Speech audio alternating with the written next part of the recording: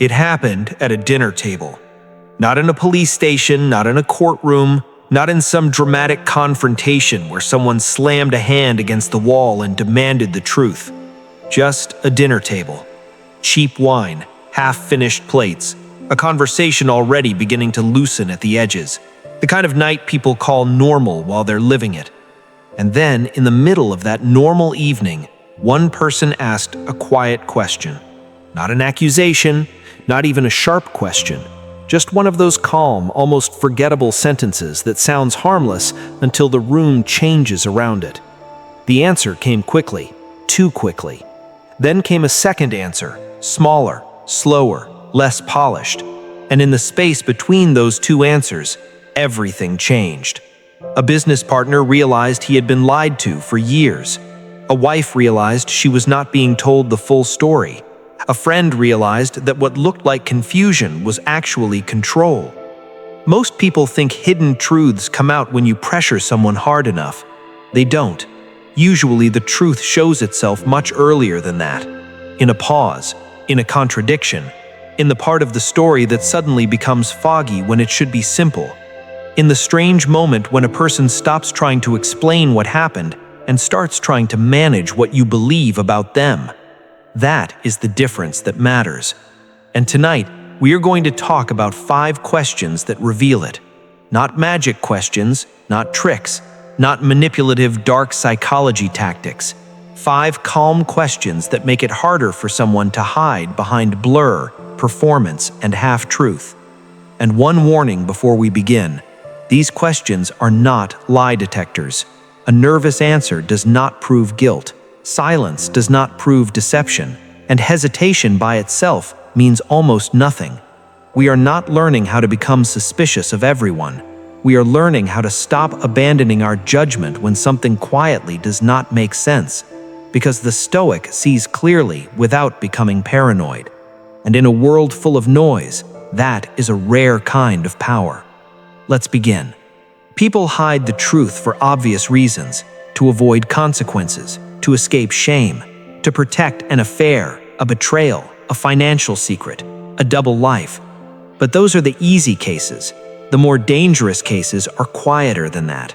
Sometimes people are not hiding an event, they are hiding a motive. They tell you what happened, but not why they did it.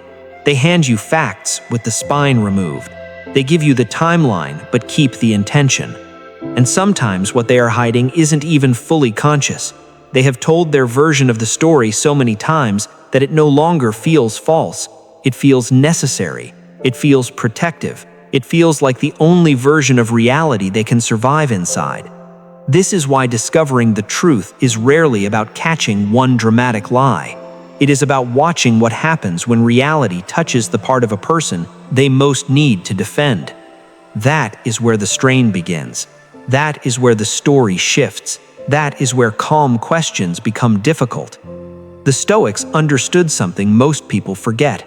Your first impression is not the truth. It is only the first appearance of the truth. Someone sounds sincere. That does not mean they are honest. Someone seems calm. That does not mean they are innocent.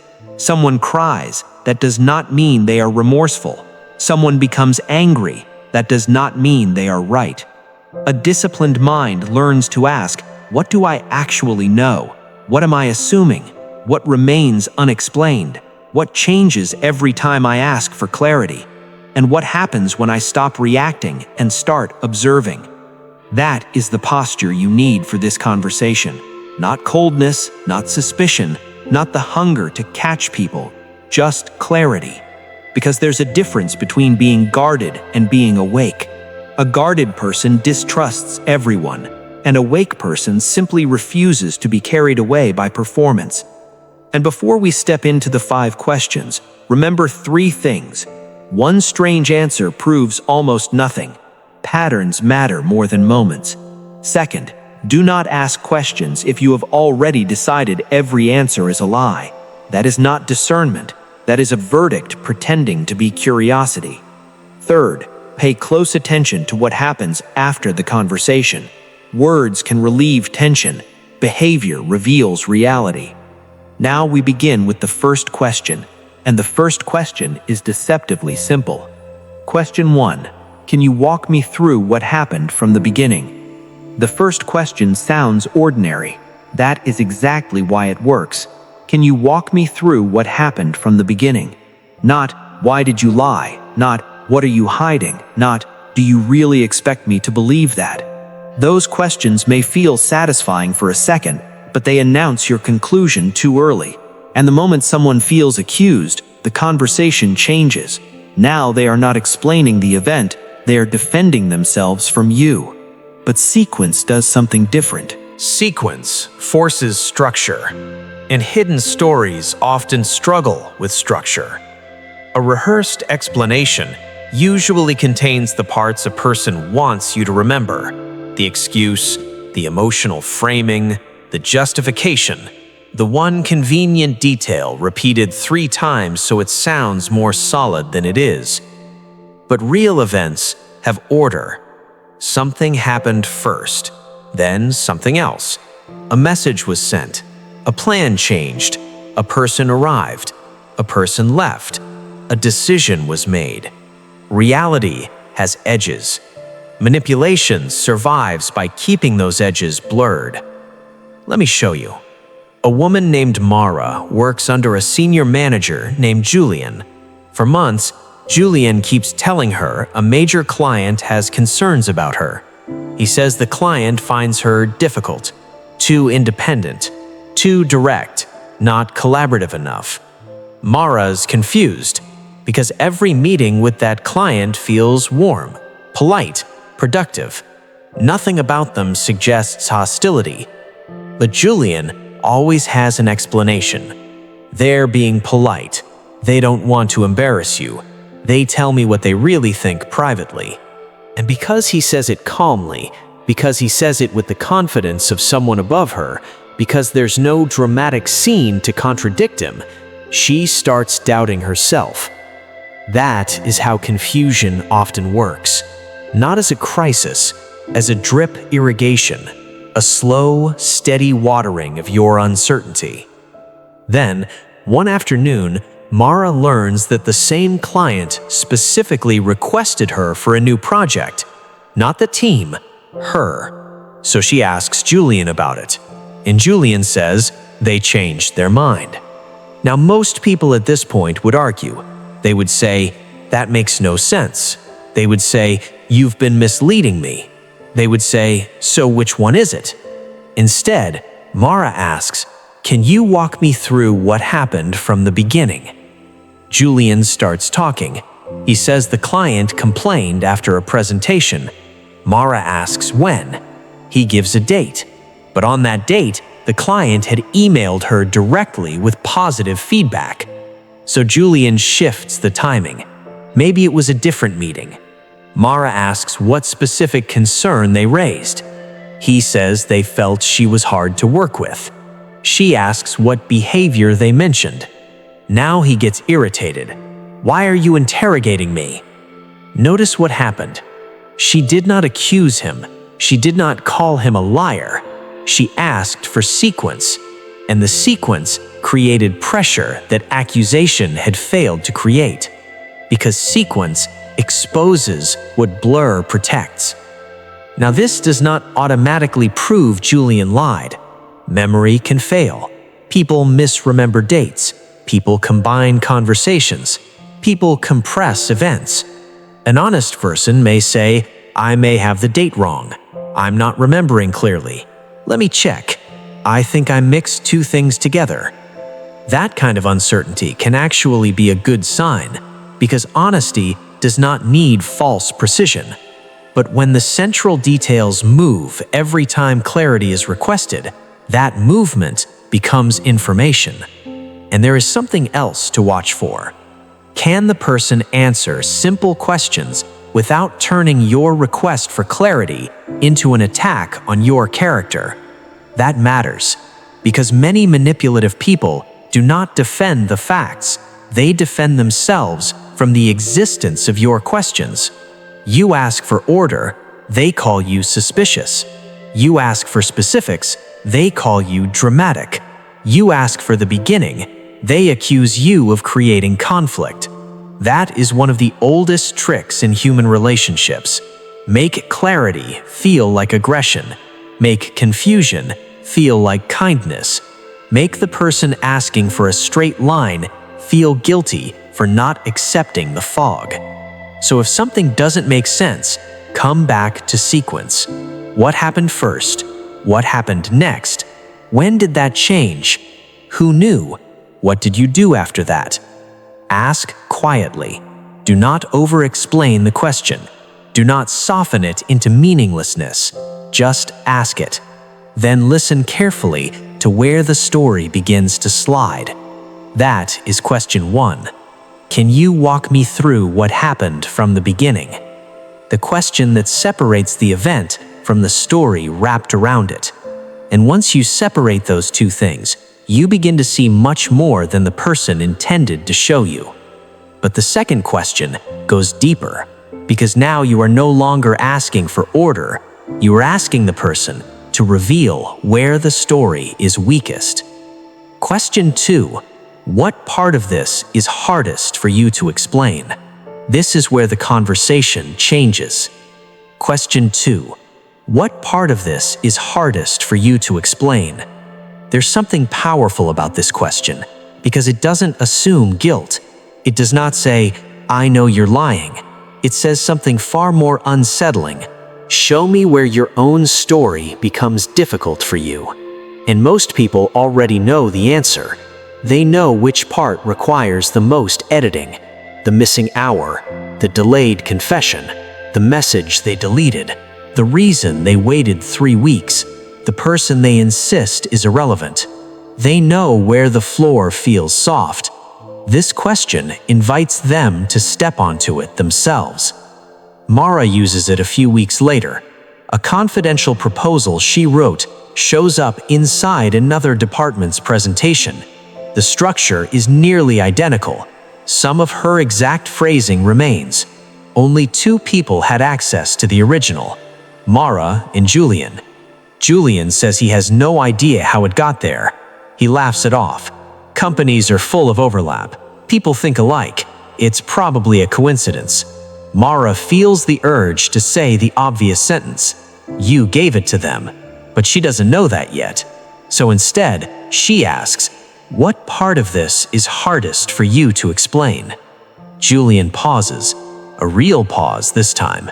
Not the kind people use for drama. The kind that happens when the mind quickly searches the room for a safer answer. Then he says, the timing. Mara says nothing. After a few seconds, he adds, I did talk to their manager last week, but it was about something unrelated. There. Before the question, he had no explanation. After the question, a buried detail surfaces. He suddenly remembers contact he did not mention before. Again, that alone proves nothing, but it tells you where his mind was already guarding itself. That is what makes this question so effective. It lets a person reveal the sensitive area without you naming it first. And sometimes, if the person has any real desire to be honest, it gives them a dignified path toward truth. They can say, the hardest part is why I didn't tell you sooner. The hardest part is that I wanted the outcome. The hardest part is that I knew how it would look. The hardest part is that I'm ashamed. Those answers do not erase harm, but they move toward reality. And reality, even painful reality, is still cleaner than fog. Now watch carefully for the opposite response. A deceptive person may not answer the question at all. They may attack the question itself. What kind of question is that? You're trying to trap me. You clearly don't trust me. Why are you making this into such a big thing? See the movement. You asked about the event. They turn the conversation toward your right to ask. This is one of the clearest signs that a person is protecting something. Not proof, but a sign. Because when facts become uncomfortable, many people abandon the facts and move straight to tone. Your timing, your attitude, your lack of loyalty, your supposed coldness, anything except the subject itself. And this is where people lose themselves, because now they are no longer pursuing clarity, they are defending their personality. They are trying to prove they are reasonable enough to deserve answers. Don't do that. Stay with the subject, calmly. I'm not accusing you. I'm asking which part feels hardest to explain. Then wait. But be careful. Sometimes a person struggles to explain something, not because they are deceptive, but because they are in pain. Embarrassment can create hesitation. Shame can create fragmentation. Trauma can make sequence difficult. Fear can make someone sound strange, even when they are telling the truth. That is why one answer means little. What matters is what happens next. Do they eventually move toward clarity? Do they return later with a fuller answer? Do they admit difficulty without making the truth permanently inaccessible? Or do they build a system of delay?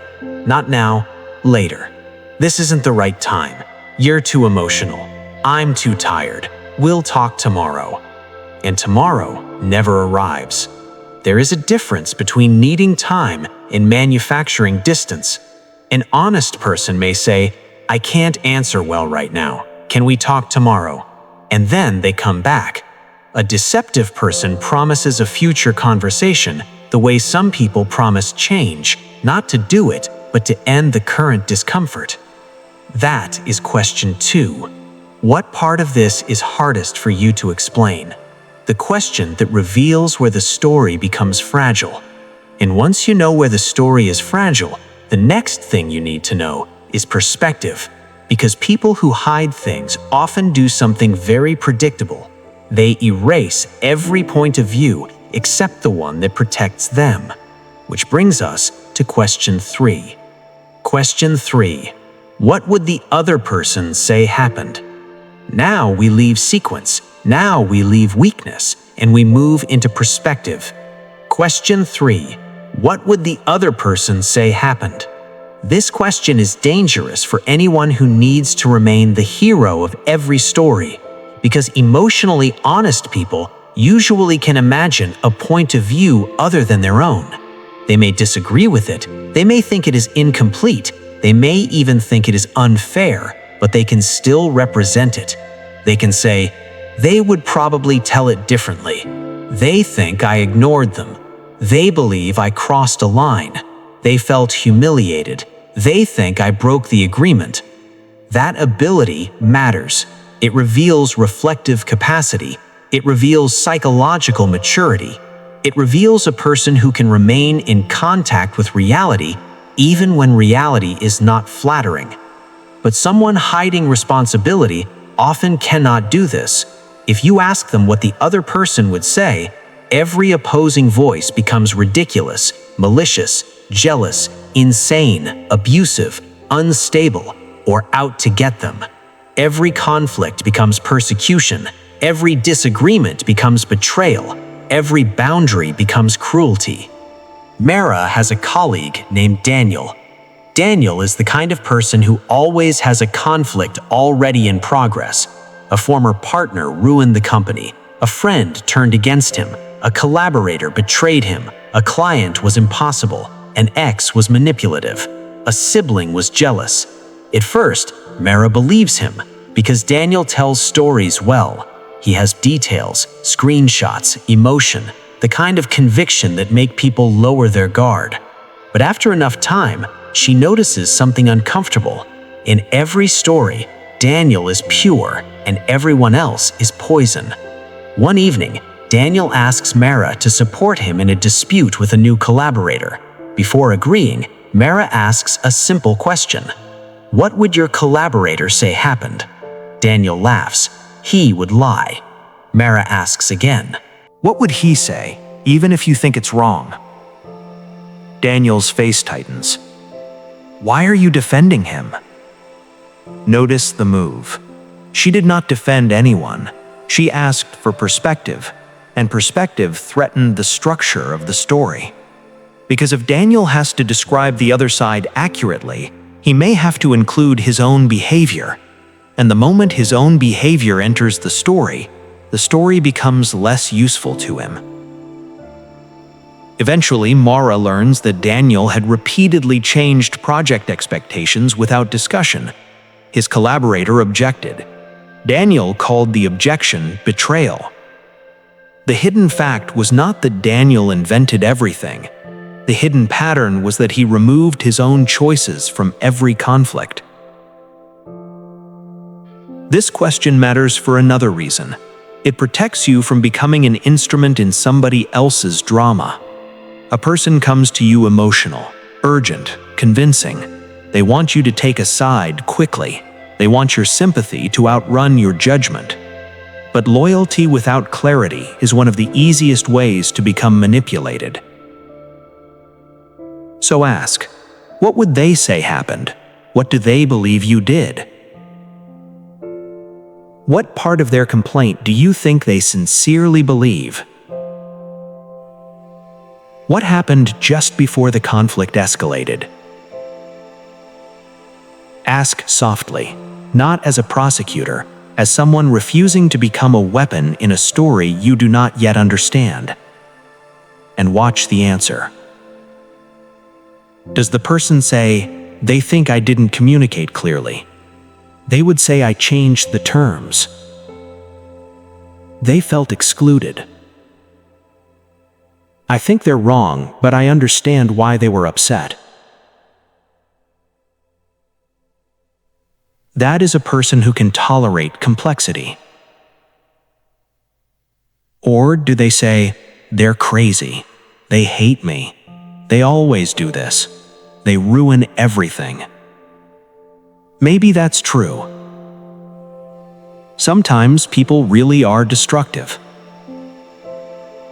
But when every opposing perspective gets flattened into character assassination, ask yourself what responsibility is being defended against. The Stoic does not confuse compassion with surrender. You can care about someone and still think clearly about what they're telling you. You can support someone and still decline to inherit their enemies. You can listen with warmth without abandoning judgment. That is question 3. What would the other person say happened? The question that forces perspective back into the story, and perspective often reveals what accusation cannot. But now we come to the 4th question. And the 4th question is where contradictions stop hiding. Because people can protect themselves with emotion. They can protect themselves with blur. They can protect themselves with one-sided storytelling. But contradictions are harder to carry for long. Eventually, the old version and the new version collide. And when they do, you ask this. Before we go further, notice something. Most people listen only to the first answer, but the first answer is often the polished one, the rehearsed one, the answer built to end the conversation. Listen to the second answer, the one that comes after silence, after the follow-up, after the person realizes you are still there, calm, and not confused. Do not rush to fill the space. Silence is not aggression when it is clean. Sometimes silence is the only room truth has. Question 4. What changed between then and now? Question 4. What changed between then and now? This is the question of contradiction, and contradiction is where a great deal of hidden motive quietly reveals itself. Because people are allowed to change their minds, that is not deception. People grow. They get new information. They correct themselves. They see something they missed. An honest change has a bridge, a reason, a new fact, a mistake acknowledged, a pressure that altered the situation. A person acting in good faith can usually explain that bridge. They can say, I was wrong. I learned something. I reacted from fear. The circumstances changed. I didn't understand what I understand now. But manipulation often changes position without acknowledging the earlier position at all. The old version simply disappears. The new version arrives as if it had always been true. And if you mention the contradiction, you become the problem for remembering. Mara reaches this point with Julian too. For months he has been telling her she is not ready for leadership. She needs more time, more polish, more trust from senior staff, more experience. Then another company offers Mara a leadership role. Suddenly, Julian changes. Now she is essential. Now she is one of the strongest people on the team. Now he wants to create a new title for her. Now he sees her potential clearly. And most people, if they are honest, would want to believe the flattering version. Because flattery is a kind of anesthesia.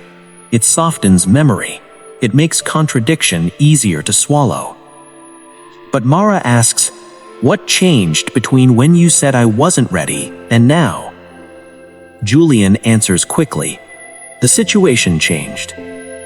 She asks how. He says senior leadership sees her differently now. She asks when that changed. He becomes vague. Then he says, "Why are you focusing on the past? I'm trying to give you an opportunity." Again, notice the move. No bridge, only pressure to accept the more pleasant present without examining the less pleasant past. And that is how many people control reality. They revise it faster than others are willing to remember it. This question matters in relationships too. Someone who once called a person just a friend now admits they were always emotionally close. Someone who swore they needed space now panics when you pull away. Someone who dismissed your value suddenly praises you the moment they fear losing access to you. Someone who called a boundary unnecessary suddenly insists they always respected it. Ask what changed, not as a trap, as a demand for the bridge between versions.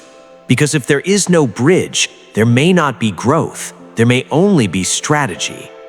And there is another reason this question is powerful. It protects you from your own bias. Sometimes the answer is real. Sometimes circumstances truly did change. Sometimes you are the one holding someone inside an old version they no longer believe.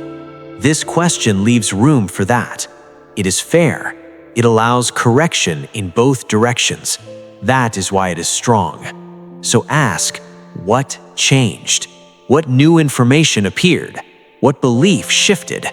What are you willing to acknowledge about the earlier version? Then listen, not for a speech, for a bridge, because clarity does not need a performance, it needs connection. And if no connection exists between then and now, the contradiction itself becomes the answer. That is question 4. What changed between then and now? The question that reveals whether the shift came from truth or convenience. And now we arrive at the last question, the deepest one, the one that does not just ask what happened, it asks what the truth threatens. Question 5. Is there anything you're afraid will change if I know the full truth? This is the question you do not use casually, not in small disagreements, not to sound profound, not because you enjoy intensity. You ask it when the facts keep moving, when the pattern will not settle, when the relationship itself seems to depend on you not seeing something clearly. Question 5. Is there anything you're afraid will change if I know the full truth? This question matters because people often hide things for one simple reason. They're afraid of the cost of honesty, the loss of trust, the loss of status, the loss of control, the loss of admiration, the loss of access, the collapse of the identity they have carefully built in front of you. That does not excuse deception, but it explains why deception becomes so stubborn. Because now, they are not only protecting an event, they're protecting a self. Mara asks Julian this during their final conversation. By now, several facts have surfaced. He shared part of her proposal with another department. He misrepresented client feedback. He discouraged direct contact with senior leaders. And he only offered her advancement when he learned she might leave. Still, Julian explains each event separately. The file share was accidental. The client feedback was misunderstood. His warnings were protective. The new title proves he believes in her. Each explanation, on its own, remains possible. But together, they form a pattern, and patterns matter. So Mara asks, is there anything you're afraid will change if I know the full truth? Julian looks away. Then he says, you have to understand how much I invested in you. Mara stays quiet. He continues, if you leave now, it makes me look like I failed. There it is. Not a dramatic confession, not a villain speech, something more realistic than that. A motive. He had wrapped control in the language of guidance. He had presented restriction as mentorship. He had framed her dependence as development. Why? Because her independence threatened the identity he needed to maintain. If she succeeded without him, then the story he had built around himself became unstable. That is what this final question exposes. What does the truth threaten? Their image? Their innocence? Their leverage? Their access to you? Their place in the story? Sometimes the answer will surprise you. A person may say, I'm afraid you'll leave. I'm afraid you'll never trust me again. I'm afraid I'll look weak. I'm afraid my family will find out. I'm afraid if I admit one lie, you'll question everything. Those answers don't solve the damage, but they can move the conversation from denial to reality. And reality, even painful reality, is the only place repair can begin. But be careful here, too. A deceptive person may use this moment not for honesty, but for sympathy. They may tell you how afraid they are, How broken, how overwhelmed, how ashamed. And suddenly, without noticing, you begin comforting them for the fear that motivated the harm, while the harm itself slips out of focus. Don't let that happen. Hold both truths. Their fear may be real, and your need for clarity may still be valid. You can say, I understand that you're afraid. I still need an honest answer. That is a powerful sentence because it contains empathy without surrender. The Stoic path is not emotional numbness. It is emotional discipline. Someone's tears do not automatically prove innocence. Someone's shame does not erase your boundary. Someone's fear does not require you to pretend the event never happened. And your compassion does not obligate you to stay inside a pattern that repeatedly confuses your judgment. At the same time, not every hidden truth is betrayal. A friend may hide financial trouble out of humiliation. A father may hide failure because they cannot bear to disappoint their children. A partner may hide uncertainty because they think strength means always appearing certain. Sometimes what is hidden is not cruelty. It is pain waiting for a place safe enough to speak. That is why tone matters. Ask calmly. Do not corner. Do not humiliate. Do not pretend to offer safety if you have already decided to weaponize the answer. If you ask for honesty, be prepared to hear something uncomfortable without becoming instantly cruel. That is question 5. Is there anything you're afraid will change if I know the full truth? The question that reveals what the secrecy is protecting. And once you know what it is protecting, the whole pattern often becomes visible. Now comes the part most people forget. The questions matter, but what happens after the questions may matter more. Does the person come back with greater clarity? Does their behavior begin matching their explanation? Do they accept responsibility without demanding instant forgiveness? Do they stop punishing you for asking? Do they repair what can be repaired? Or does the pattern continue? More blur, more shifting stories, more attacks on your memory, more emotional pressure to stop asking, more apologies without change, more promises designed to buy time. This is where many people betray themselves because the conversation feels meaningful. There were tears, depth, a long night, big words, a sense of breakthrough. And breakthroughs are seductive, but a beautiful conversation is not the same as a changed pattern. Character is repetition, not one explanation, not one apology, not one emotional evening in which somebody finally opened up. The Stoic judges slowly, not because the Stoic is cold, because the Stoic understands that reality reveals itself through consistency. So if a person says they want honesty, watch for honesty. If they say they want repair, watch for repair. If they say they understand your pain, watch whether their behavior continues to create the same pain. Sometimes you will never receive a confession. Sometimes the pattern itself will be the answer. And you must be mature enough to accept that. You cannot force honesty into another person. You can only decide what level of trust is reasonable when clarity is repeatedly withheld. Forgiveness may still be possible. Trust may still require evidence. Compassion may remain. Distance may still be wise. These are not contradictions. They are separate decisions. So, let's bring them together. The first question is, can you walk me through what happened from the beginning? This reveals whether the story can survive sequence. The second question is, what part of this is the hardest for you to explain? This reveals where the person already knows the structure is weak. The third question is, what would the other person say happened? This reveals whether they can hold another perspective or only protect their own innocence.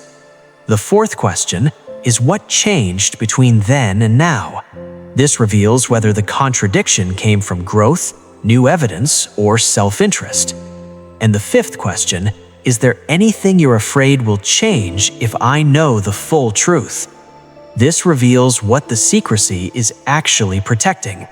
Trust, status, control, reputation, attachment, or sometimes shame too deep to name quickly. 5 questions. None require shouting. None require humiliation. None require pretending you can read minds.